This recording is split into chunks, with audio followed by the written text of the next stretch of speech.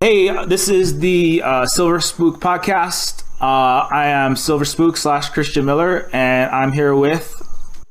What's going on, everyone? My name is Filbert Dilbertson, the creator of Filbert Dilbertson Quest. I'm very happy to be on this show. Just kidding. I'm Glenjamin. I'm working on the Project Beach House video game that you could find in the you guys know. You're the adventure game studio. You guys know how this works. Yeah. Glenn is coming to us from where are you? New York. Where exactly in New York are you right now? Basically, New York City, just for the ease of everything, I guess. Oh, okay. Just to make it easy, just New York City is fine. I was gonna say, can we get because what's his name? Grenislav might, if you guys can maybe be together in a podcast one day, that'll be cool. Yeah, totally. I'm down. Anyway, so what we're doing today is they're gonna be I'm gonna be interviewing Glenn on his awesome new point and click adventure game, horror point and click adventure game called Project Beach House. I've read a little bit about it. I actually was with Glenn in one of the adventure game studio competitions, a 1 room 1 week, and he did. Oh God. He doesn't want to talk about it, but I'm going to talk about it. No, it's fine. I mean, it's only a little embarrassing. It was funny. It was like, what the hell are you talking about? Stop talking about this video game. We're talking about a new video game. It's great. It's got monsters. What are you doing? No. Talk about this. So Glenn is working on his new game, and why don't you just go ahead and just give us the shtick or the spiel? What do you got on it? So the basic premise for Project Beach House is you're playing as Dan. He's a young man, and basically throughout his whole life, his father has just been missing. There's usually some kind of explanation, like in real life. I don't want to get into that because that's a little rough, but there was no explanation for Bruce's disappearance. He literally just vanished one day.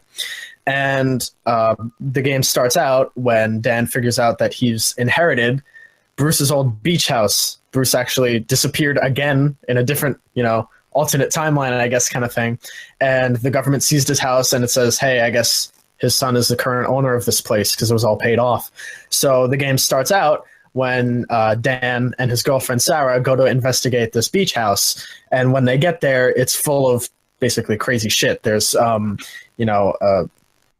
not blood. There's a mysterious red substance splattered all over the walls. There's bullet holes all over the place, and there's all this artwork of monsters and creatures that obviously don't exist, and that's what really gets the game started. I guess the issue is with level 1 and like the intro, the elevator pitch kind of thing. I can't really capture everything that's great about the video game. The real fun starts later on, after around level 4, I guess. You get kidnapped by a bunch of cultists who basically established religions around the supernatural artifacts and stuff that Bruce discovered and that you found in his beach house. And they think that basically by murdering Dan, they can resurrect the gods and the creatures that they worship that are based off this kind of lore from Bruce. It's sort of like a very kind of Lovecraftian in a way, only with my own spin on it, I guess. All right, yeah, it sounds really. I mean, I just from the screenshots and like what I read about it, I was definitely like really interested in the project. I guess one of the things I thought was really interesting was the fact that you started the project. You started game development right shortly after, was it Hurricane Sandy? Oh yeah, you read the article. Well, basically the whole aesthetic behind Project Beach House is sort of it's all ocean themed, but that all came to me when in 2012 Hurricane Sandy rolled around, and it basically cleaned us out. The entire first floor of my house was gone. The house was unlivable, and that even got me into game dev. I said it in the article that we mentioned before, but basically I was living in a friend's basement, and I had this ironing board, a cot, and my laptop, and I had nothing to do. I was just kind of like this angry kid, so I basically just read creepypasta all day because that's what a teenager does, and started getting into game dev. I downloaded Game Maker Studio, and I made a couple of just god-awful games that I never uploaded. My art was bad, but over time, it's just kind of what I started to feel was right, I guess. And the whole aesthetics, the water and the I guess I could describe it as there's sort of a rotten smell in the air. It kind of smells like lemons and chocolate milk. That when this 5 feet of water came in and like submerged the town, the whole place just reeked of it, and everything was gray because it was what was it? It was the start of September, I guess, around then, because that's when all the real reparation and the hurricane happened. I think it was then. I don't know, but everything was gray. Everything smelled really bad, and it was just depressing. You know, it was gross to go outside. So there I was in a basement making video games, and that's where I got the basic idea for the game, I guess. I can't say I've ever been through a hurricane. Well, no, actually, I have been, but never one that bad. That's I mean, I know like a lot of times, like traumatic. What do you call it? Well, I don't want to go into traumatic stress disorder, but no, yeah, yeah, it's still too dark for this podcast. But yeah, definitely like the art. I like the animations. That was one thing that stuck out to me was especially the girl. I mean, it looks like it's you can't. I mean, like you said, it's hard to get what the game is about immediately from the screenshots, especially that kind of game that you're working on. But I mean, it seems like there's there's some horror, like there's some scares, but there's also a lot of like humor. Well, definitely from the last game I played of yours, it seems like that's one of the shining. It's definitely a mix because at my heart, at my core, I'm definitely a goofball. Like I get sad sometimes, and that's when I work on my sad shenanigans, but I can't resist the occasional joke. I can't resist just like the humorous situation. I mean, one of the main verbs in the game is eat. And there's just tons of that can't not be goofy. You're clicking on people, trying to eat Sarah, trying to eat the walls and the paintings. Like that can't not be goofy in this very serious scene. So, I mean, it's sort of bipolar in its own way, but it's going to be a lot of fun, I think, because of that.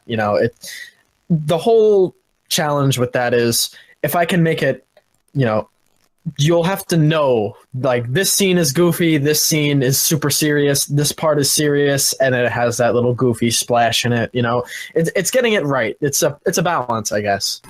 No, yeah, absolutely. Well, one thing I could say with point and click adventure games, and I'm an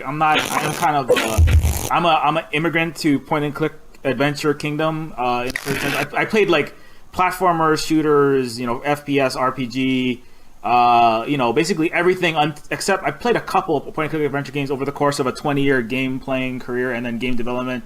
I had not worked on one until the game that I made, and it was. But what I noticed, like what you said, is that it definitely lends itself to. I think the creator of Primordia, which is like another big Wormwood studio. What's his name? Mark Yohalem. He said that point-and-click adventures are inherently absurd, and so.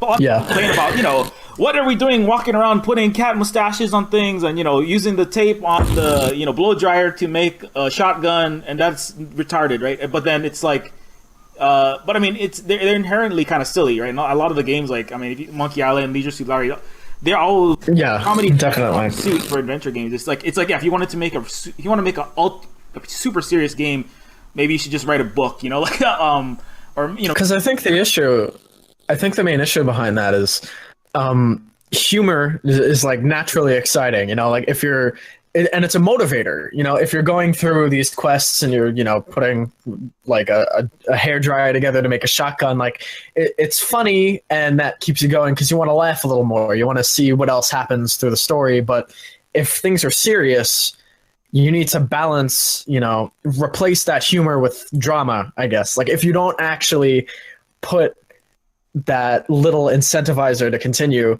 in the game, I guess people would just stop. Like I've played plenty of games, a few point and clicks where I just either the puzzle's too hard or I get stumped in an area and there's not enough previously to make me want to keep me going, Yeah, absolutely. Like it's there's a delicate balance there. Like there's a lot of it is audience expectations, but I think like I can say this just from someone who's released the game, and I haven't had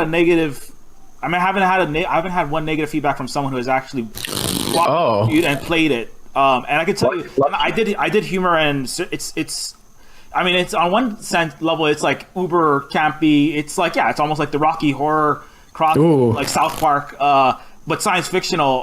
But on another level, it's like more Blade Runner. Blade Runner is serious science fiction, but it modulates between the two. And I can say that so, some audiences would be severely bothered by that. I would say anybody who plays Call of Duty on a regular basis doesn't like that. I mean, they're not used to that kind of like slower. It's definitely slow, Yeah, it's so. I'm just so I could say that I think that what you're doing. I think that this is going to work for Project Beach House just from the particularly for the audience. I notice a lot of Brits, everybody who use Adventure Game Studio. I don't want to say they all wear monocles, but at least two of them do. If you haven't noticed. So okay, next topic. What's it like being an indie game dev? Okay, so it's a lot. It's I think the main core concept for at least for me, what it's like to be a game dev is first off, you don't get out very much, but when you do, it's a lot of fun. With me, it's I didn't really like the idea of, at least in America, we're in this system where it's you go to grade school, you go to high school, and you go to college, and then you get a job. And then you get a car and you get a house and you get kids and then you die. It's a very assembly line kind of situation we got going on. And I don't mind that. I definitely love, getting a job and dying. I think both of those are important things. But there's a discrepancy between the amount of work time a person has and the amount of free time to enjoy what they earned during that work time. And I figured that if I could be doing something that I loved instead of work, then it would balance it out easier. I mean, I love working on video games, but anyone who's done it before knows that it is a full-time job. You're constantly thinking about it. You're constantly thinking about what's going to happen next in the game, variables. I can't even imagine doing the programming and the art. I tried doing that and making Project Beach House, and I literally couldn't. My brain just died. I didn't even want to look at the project anymore. But it's rough stuff, and you gotta really be dedicated. And the thing about me is, I got lucky. I'm fresh out of high school. I got some fallback kind of thing to do. I don't really have to worry about my finances right now. But this is just a promise. You can finish this game. I have no idea what Project Beach House is going to end up like, but you could finish this game, and there is a chance it earns $0. But I don't know. I guess it's just the dream. You gotta hope. Yeah, no, for sure. It's always a big risk. I mean, people, this is the number one. I've read so many articles where it's how do I do this? And the question I always get, from, there's these 30, 40-year-old, dads. They're I just, I'm having my 1/3 life crisis because I'm not quite 40, but I feel like I'm stuck. I don't know what I'm doing. Or, younger people Chris, what are you doing? You quit your main job see, for me, it's a little bit different because in my experience, I have a family, I have a wife and 2 kids. I'm just lucky that I married a Canadian because they are super nice. And my wife and I'm gonna be so blasted for all these stereotypes that I'm throwing out there. But she was super gracious and was yeah, go ahead, try this. Quit your day job. I was a social worker / teacher, a science, technology, engineering, math teacher. I was teaching kids how to make video games while myself, I had burnt out in a bigger, I was in a single to double A studio and got burnt out there with all the programming and BS and drudgery. And it was it was a step above, it's kind of I don't know if you've ever seen the movie Brazil, but I felt kind of like the main character in that, where he's just sitting around pushing paper. I was pushing pencils. And I was I want to get out of it. I want to get out of this, life, marriage, kid, death scenario and try to do something different. And it was scary, but it's you take the plunge. And I said, I'm going to take a year off.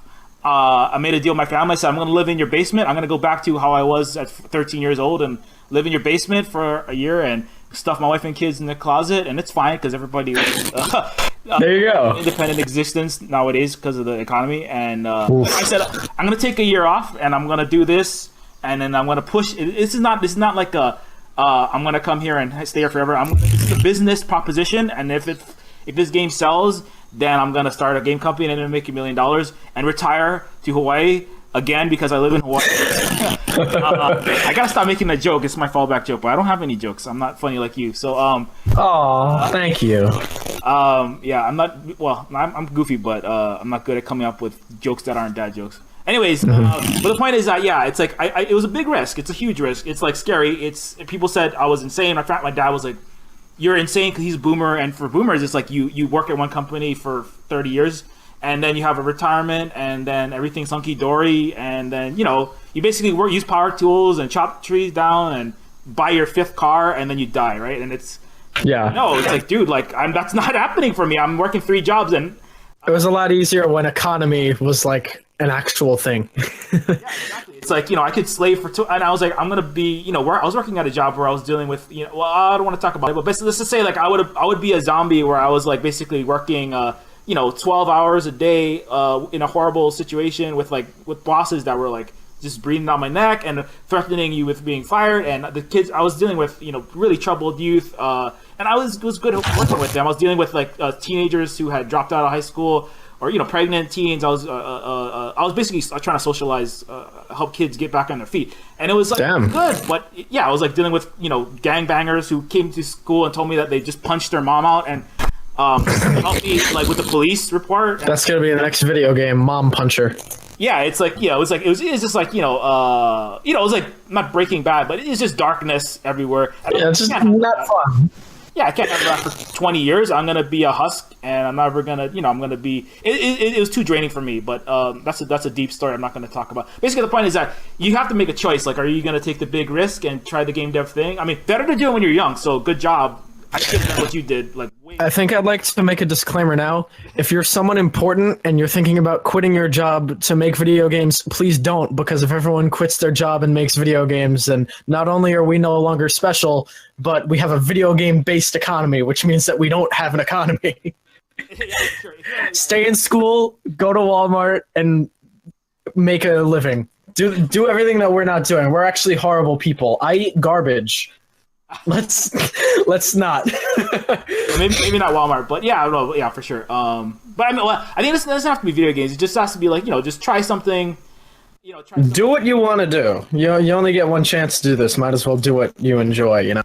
And it doesn't have to be video games. It can be whatever you want. I mean, if it's like, if you just want to go climb Mount Everest or whatever it is you want to do it, because you're not going to get an award for doing. You're not going to get a reward for working at Walmart for 30 years. You're just going to. Hey, I got Employee of the Month once.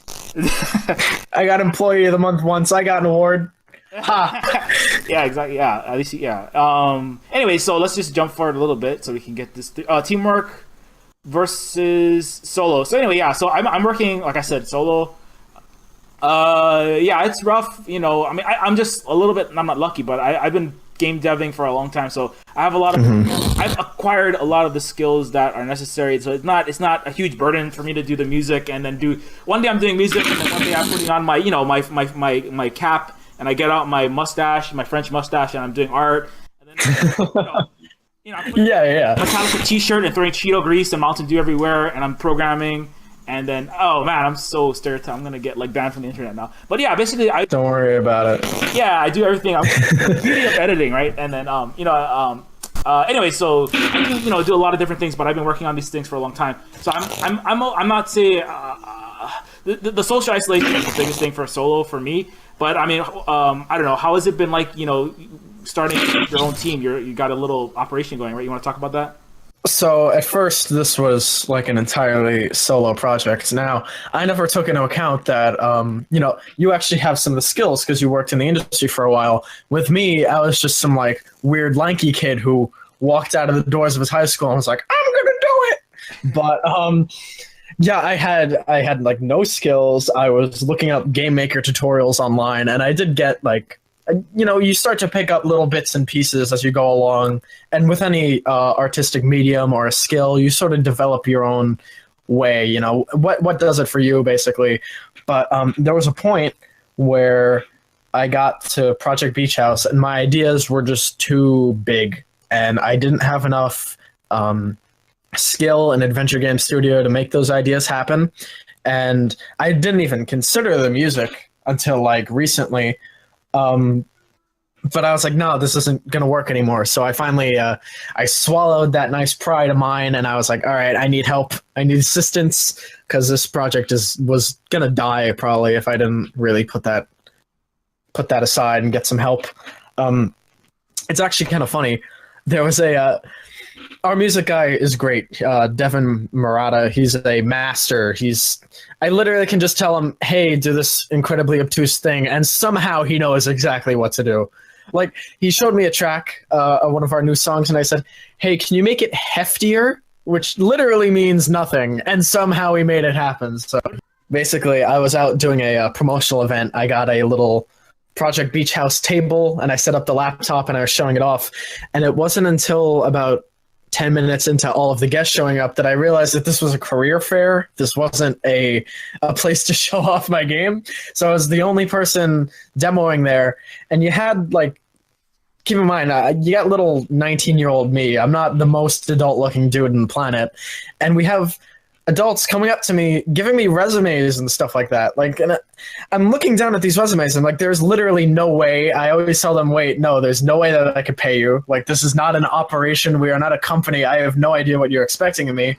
And at one point, Devin showed up and he gave me like a resume thing. He gave me a card and I was like, you realize that I can't pay you, right? And he goes, yeah. And I'm like, okay, well, we're no promises. This is our first game. And he's like, yeah, I'm fine. And I don't know, we just started, and he's been great. Oh, yeah. And also a little shout out to the coolest dude in the adventure game studio community, Slasher, who is programming our game. The guy's a wizard. Like, seriously, he can basically make just about anything happen. And he also works on like 10 games like every week. Like, he's constantly working on other things. He used to ask me for tons of different voice acting, parts. So I mean, here's where I plug my friends and basically turn this podcast into an advertisement for them for like 10 minutes. That's what it's like a marketing movie, We're just gonna advertise every future spinoff. Hey, Slasher, you got any games we're making? We gotta sell our toys. Yeah, we gotta get this greenlit on Netflix, man. I'm gonna make a Beach House movie with you pretty soon.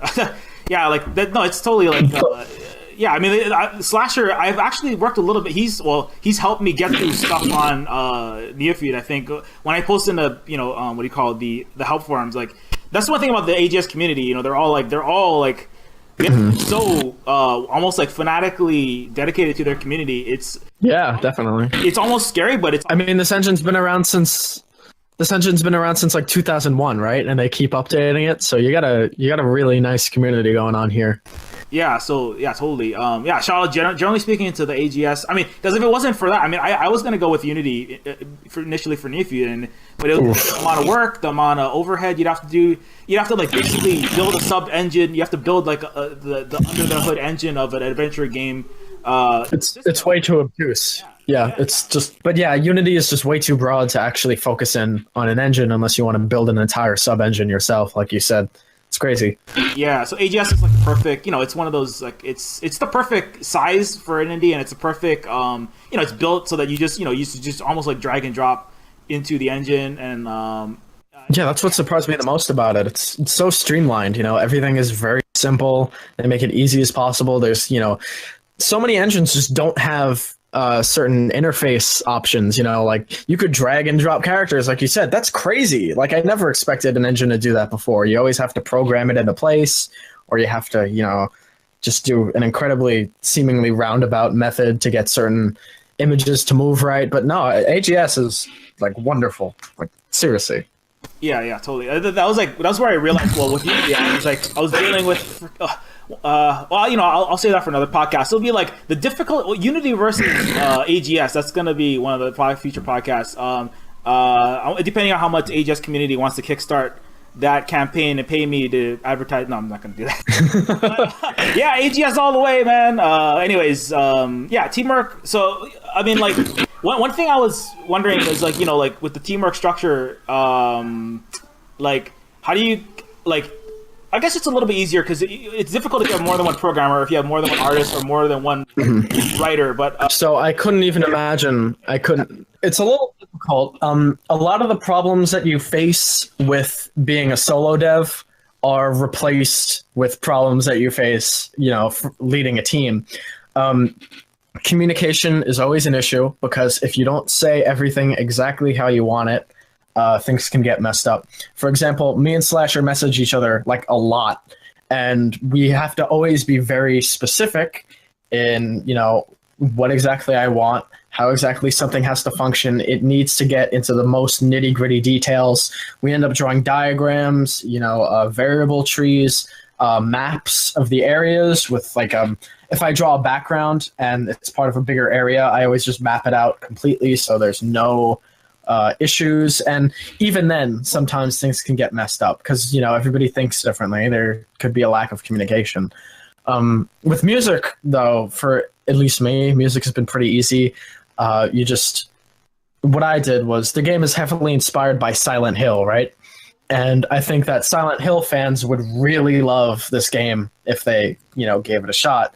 So I was like, this game has a really, really awesome soundtrack.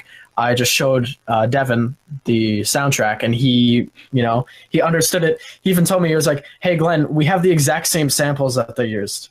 And it was perfect. It was like it was meant to be. And he's making this really awesome, not derivative soundtrack of it. And he basically sends me an idea. The whole structure behind this teamwork is a lot of back and forth. You need to keep showing each other your progress as you develop, and you need to get approval of it. The music guy will send me one track, and I'll say either change this or add this, and he'll start adding it, and then he'll send it to me, and he'll say, what do you think of this sample being used here? And I approve of it or disapprove of it, and it just basically develops from there on. With the programming, it's a little more tricky, because you have to deal with an entire build of the game at a time. So Slasher will usually send me like a screenshot or a video of how something behaves, and I criticize it from there, and we all move on. At the end of the day, if you're leading a team, you're probably going to be you're going to want to be the person who has the vision for the concept. If the person who created the concept is just working on art and has someone else spearheading the operation, it's probably not going to work out too well because you don't know exactly how it's supposed to look in his mind. Right, yeah, for sure. That's interesting setup. I guess for me, I recently tried working with a group of writers, and what I wanted to do was one thing I like about the teamwork versus solo is the amount of time. I mean, I can do all of these things. I'm not going to say that I'm like the Rembrandt of all of these things. I'm not the Rembrandt of art and the John Romero of programming, but I can manage, right? But the thing is the time, which is for me. Oh yeah, definitely. Business, right? I'm like, Neophyte is making money, but it's not making enough money that I could keep going for 2 years and come out with another Neophyte 2. It's got to be like, for me, the way I'm looking at it is I want to get this next one out within a year or less. Like, I talked to a couple guys like Mark J. Lovegrove, who is a big AGSer. Total hats off to Mark J, because he helped me out a lot with how to get your Steam, how to get the business and stuff set up, how to get your achievements, and he's been a huge help. His comment was his as an indie, you kind of have, there's a lot of tracks you can go. You can kind of if you're starting out, it's like you can just make a lot of games and then hopefully one of them hits. For his is he kind of made one. I think he helped co-produce some other ones, but basically has a large repertoire, and each one, every time you release one, if it's Game Jolt or Itch or Steam or wherever it goes, each generates the visibility jump, the signal boost for every other game in the roster, and as you build your fan base over time, it just snowballs into it almost exponentially. Because the people who buy the first game, the chances of them buying the second game increases, and I really like that. And then you build your brand, so you have this. That's why I put Silver Spook, and I put this 80s Kung Fury looking background on everything, because then it's about branding. It's just so people know, oh, that's that that 13 by 1366 resolution, hand painted AGS Cyberpunk. Oh, that's that guy. So every time they see a game similar, that's my strategy. But the trick was dude, I have to get a game out faster, because if it takes 2 years, everybody's forgot who the hell Silver Spook is by then.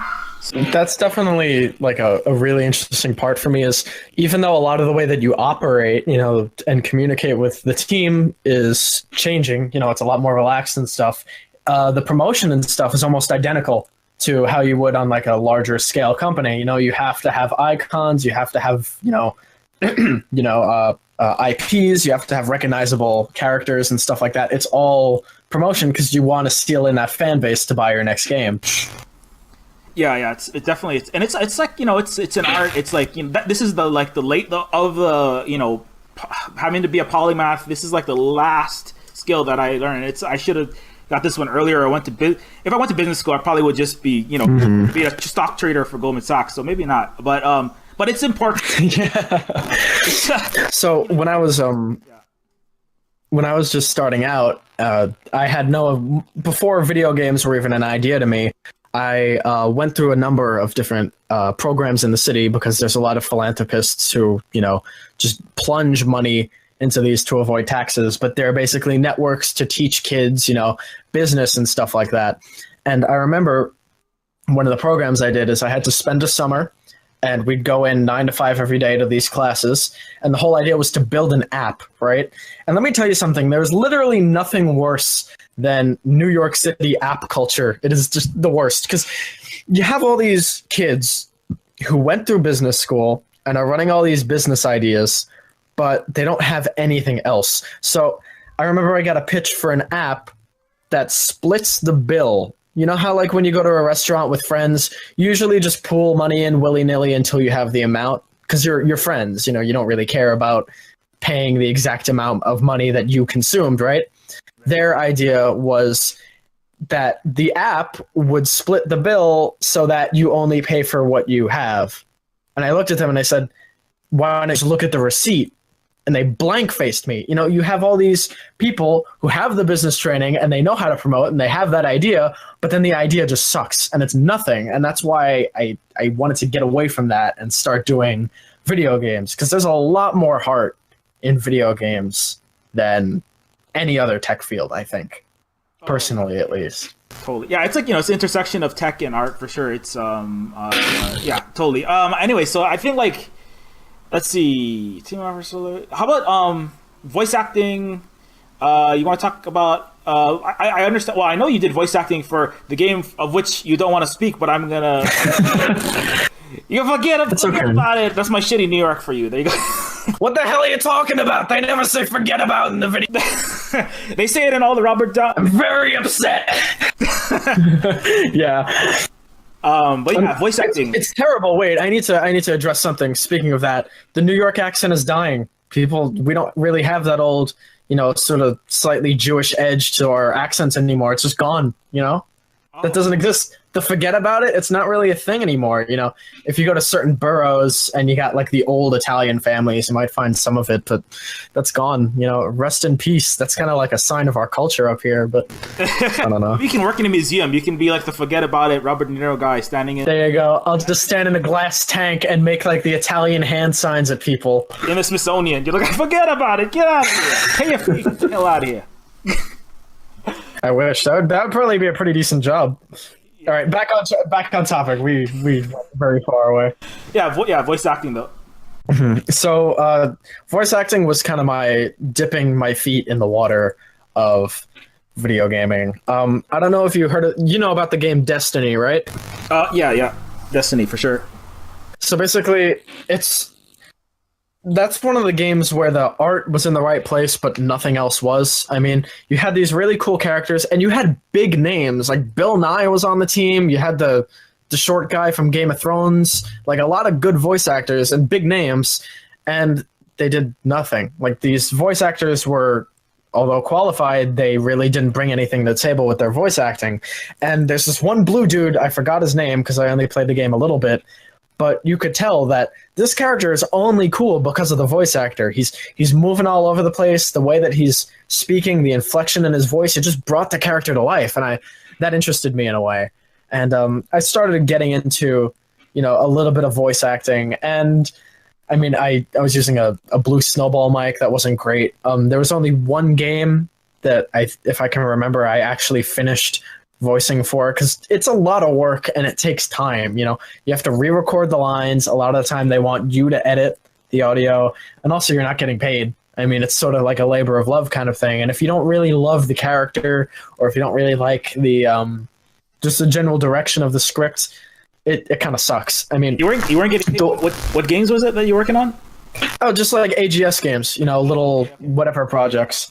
There's this one game by Kumpel named, at least that's how I think I pronounce it. It's called Jump Jack Flash. It was like a Mags game, I think. And he gave me the script, and there was a lot of not broken English, but like translated English that wasn't entirely 100%. And I said, hey, will you let me just take a look at the script and let me kind of do my own thing with it? And he said, yeah, perfect.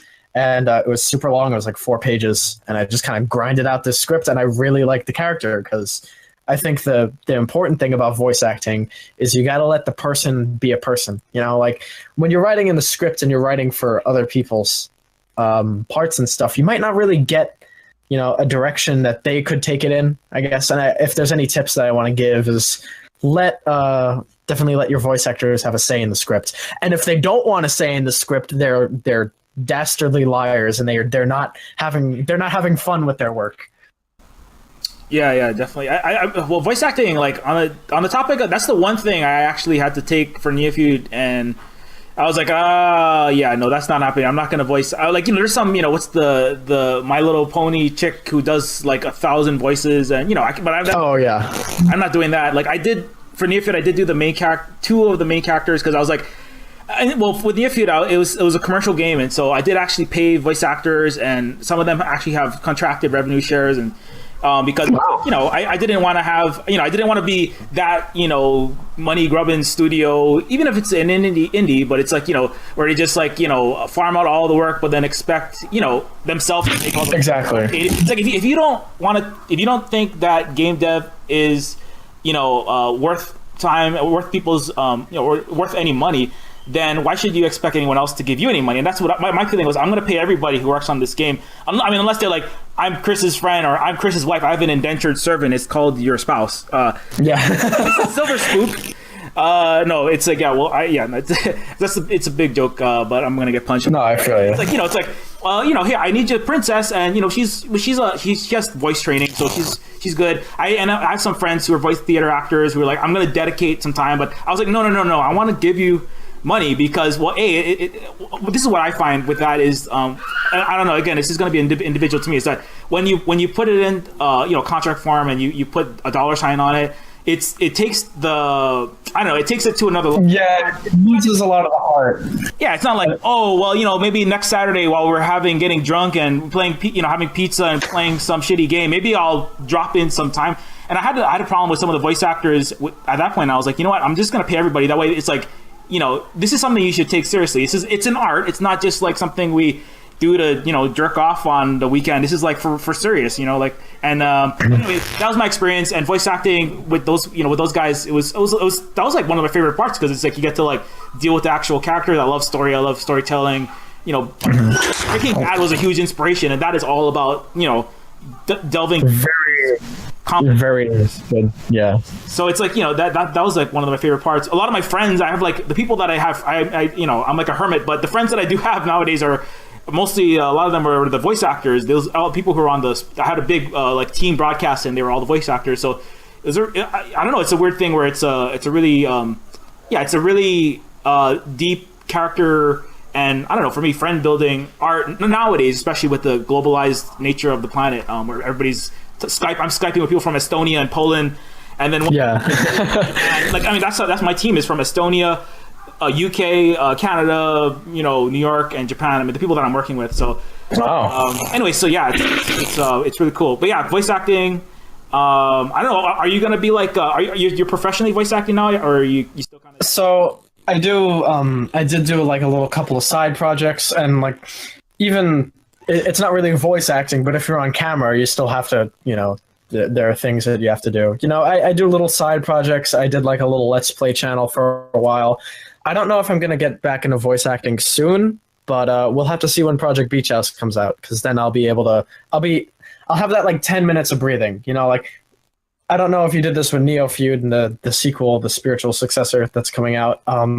But I plan on taking at least like a month or two after Project Beach House comes out and just like thinking over what's next. You know, chances are we're just going to have the next game come out.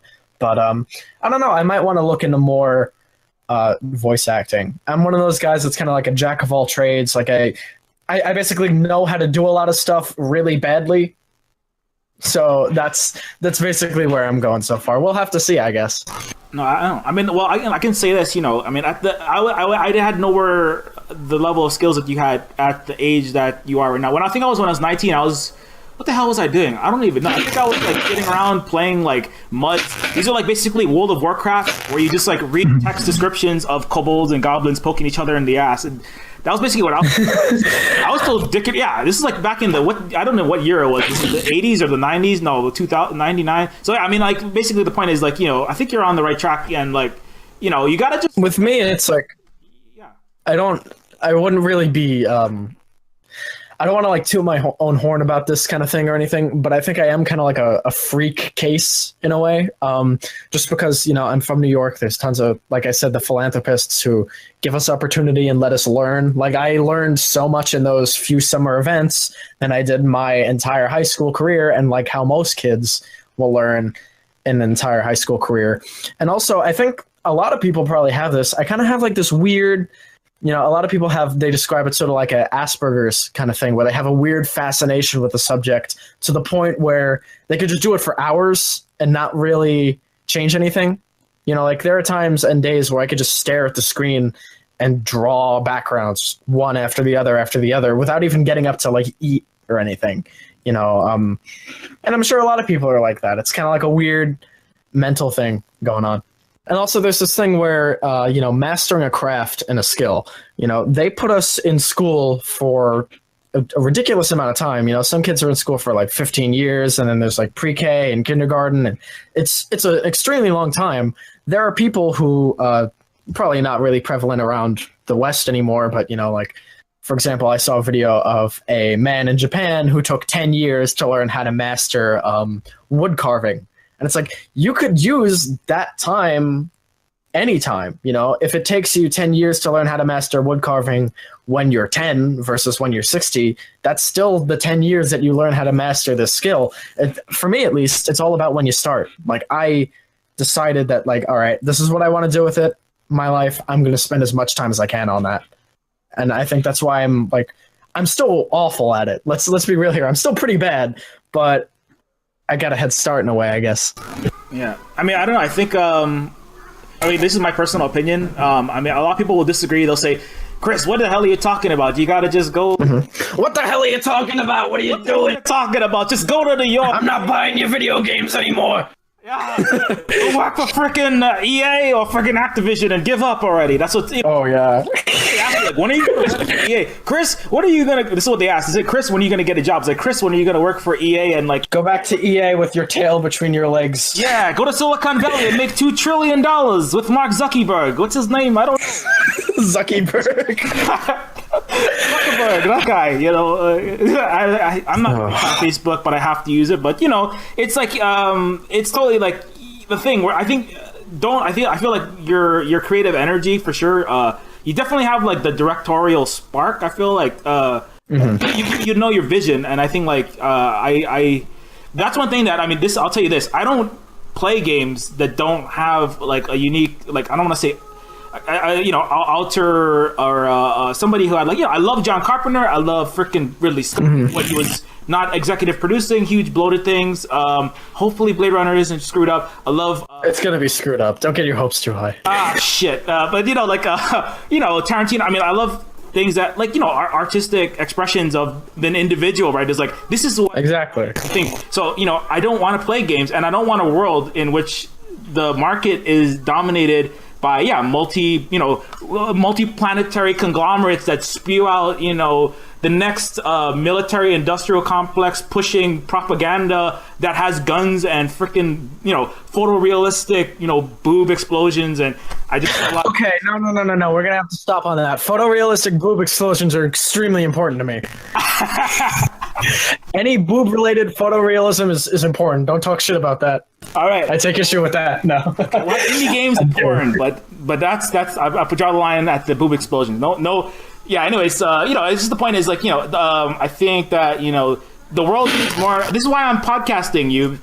I'm not podcasting freaking you know what's his name, Gabe Newell or not? No, Gabe is awesome, but you know I want to push you because I want more of these games out there because I'm not gonna pay for games that are shit. I want the world to be more like this, and so basically the point is like I want you to keep trying, and you know even if Project Beach House, you know whatever happens with it, good luck with it. I'm gonna when it comes out, I'll retweet it and then throw it all over the internet as much as I can. Hey, you know because you know it's because I want the game, I want the world to be filled with more of these kind of games. That's why I joined AJS, is because I was like, I was bored of the other games. That's why I gave up on, I was looking at app development, and I was like, I developed apps, and it's like, dude, that world grueling. Told them the world doesn't need another solitaire. It's like the world needs I don't want to say it needs Nearfield, but maybe it does, and maybe it needs like more Project Beach Houses, and it needs more interesting games, generally speaking. So, anyways, we're never gonna know unless we try. Yeah, exactly. So okay, here's one: running a booth. I understand. All right, yeah. Run a booth before. I've never run a booth at a con. I was gonna I was gonna get a booth, but it costed like $200, and I had to get a group set up, and so I was like, I just it didn't pan out. But you've run a booth at an event, so why don't you talk about running a booth? So when I say running a booth, I haven't been at anything like PAX or too many games or anything like that, because that's a lot of money. I'm very. I guess I'm still on the very indie side of being an indie dev. Like I might be a little more indie than some other devs are. I do events at like schools. I do local events. There's the article that we mentioned before. I met the writer of that article at a playcrafting event, which is like another. The great thing about being in the city is there's a lot of people doing a lot of different things. And one of those things is trying to spread more awareness for, game designers and indie devs. And it's a lot of fun. When I usually, it's difficult because I am still a one-man team for the most part. And I just have to fill a backpack with as much as I can. I have that ThinkPad from when I used to live in the basement. It's still there, and it's very old and crusty, and hairs stick out of the keyboard, but it works. And I installed a new version of Project Beach House on that. I have a black tablecloth. I have a couple of postcards, like nice Vistaprint looking, shiny postcards to give to people. And it's a lot of fun. You just show up to the venue. There's usually some kind of complication with bringing a table into the elevator, and then you set up shop and you just kind of wait patiently. And you always go in with more expectations than you'll actually get. An event with 500 people in, 20 might come up to your table, and 3 might actually look at your product when they go home. And that's even emphasized by the fact that, adventure games are incredibly niche. Survival horror games are incredibly niche. That means that Project Beach House is probably the most niche thing that's ever existed. I bet 10 whole people will actually get it. But it's another thing is you get a lot of interesting stories. You know what I mean?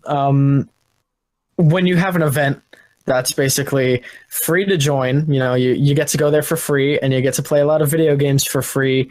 You do get a lot of interesting characters there. I'm not going to say any names. I'm not going to say this one thing, but there's usually a flow to the panel. So basically, you have your table, a group of people come to the table. They don't have to know each other. You give them the elevator pitch, and then once one of them is done playing the game, or we finish talking about whatever, because it's fun to pal around. You don't have to just be 100% business, that group will leave. And there was this one amazing, strapping young man who decided to stay. And he's like, wow, this game's pretty cool, right? And I'm like, yeah. And there's just a 10-minute awkward silence of him just kind of looking at me, but not, and me waiting for him to leave. And then he says, I'm working on my own thing too. And I'm like, what's that? And he reaches into his satchel, because of course he has like an over-the-shoulder bag. He reaches in there, and he's got his little cargo shorts on. He pulls out a drawing pad, and I just know I start sweating. I'm like, I'm in for it now. And he pulls out this drawing pad, and it's full of like furries. Yes, I do know furries. Think of furries, but like still dogs. So he's not even a full furry. It's just like dogs, and it's. I don't want to put anybody down, but this was like really funny to me. It was just like a DeviantArt stuff, just like he pulls out this one of a dog, and its face is like split in half, and one side is like nice, and the other side is all like edgy, and it's got like bleeding eyes, and he's all like black, and he's like, this represents the line between sanity and insanity. And like, what do I even say to that? There are people standing behind him waiting to get the pitch, and I'm just like listening to this dude talk about his wolves, and I'm like, come on, man.